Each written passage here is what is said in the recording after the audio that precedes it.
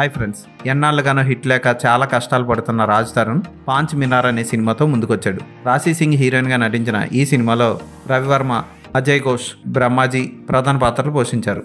ఈ సినిమా ఎలా ఉందో చూద్దాం. ఖాళీగా అల్లరి చిల్లరగా తిరిగే ఓ కుర్రాడు ప్రేమ కోసం క్యాబ్ డ్రైవర్గా మారుతాడు. ఆ క్యాబ్ నడుపుతూ ఓ క్రైమ్లో ఇరుక్కుంటాడు. ఆ క్రైమ్లోంచి బయటకు వచ్చి తన కళలు నెరవేర్చుకోవడం కోసం అతను కోరుకున్నంత డబ్బును సంపాదించుకున్నాడా లేదా అన్నదే కదా పాంచ్ మినార్. స్టార్టింగ్ చాలా డల్గా సాగుతుంది. అనవసరమైన కామెడీ సీన్లు, వెనక కోయారే కోయ ఇలాంటి మీమ్ సౌండ్స్, వెటకారాలతో సినిమా స్టార్ట్ అవుతుంది. అయితే హీరోయిన్కి రాజ్ తరుణ్కి అస్సలు సూట్ అవ్వలేదు. రాజ్ తరుణ్ చిన్నపిల్లల అంతాడు హీరోయిన్ దగ్గర.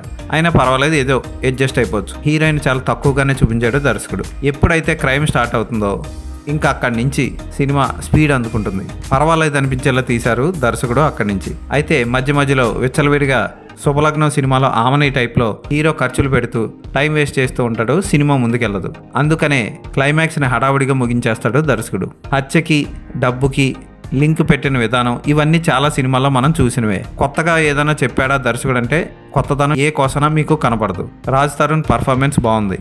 ఉన్నంతలో రాశి సింగ్ ఓకే అనిపిస్తుంది. కానీ ఇద్దరికి హీరో హీరోయిన్ల జంట మాత్రం అక్క తమ్ముళ్ళ అనిపిస్తారు. బ్రహ్మాజీ నటన బాగుంది.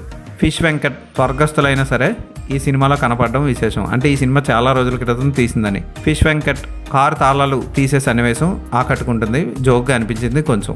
బ్రహ్మాజీ నాన్నకు ప్రేమతో సీన్ని రీక్రియేట్ చేయడానికి ట్రై చేసినప్పుడు చిన్న నవ్వు వస్తుంది అంతే. క్లైమాక్స్ని కూడా బాగానే ముగించారు. మళ్ళీ ఏదో సీక్వెల్ ఉంది అన్నట్లు చిన్న హింట్ ఇస్తాడు దర్శకుడు. పెద్దగా కామెడీ సీన్లు ఏవీ లేవు ఈ సినిమాలో.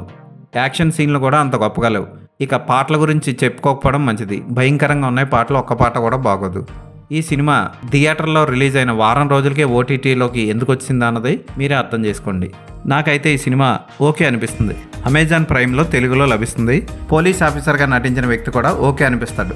ఇతను లంచాలు తీసుకొని హత్యలు చేస్తూ ఉంటాడు. శివారెడ్డి పోలీస్ ఆఫీసర్ పాత్ర కూడా ఓకే, జస్ట్ ఓకే అనిపిస్తుంది అంతే.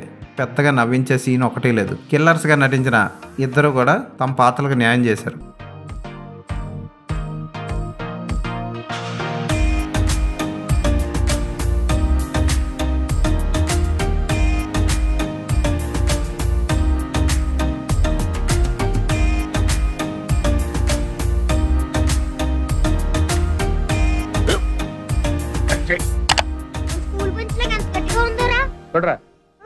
కొట్టు, పర్లేదు, కొట్టు.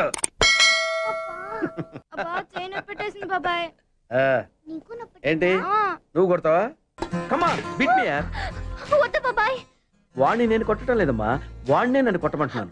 నువ్వేం కంగారు పడక్కర్లేదు. అడుగుతావేంటి?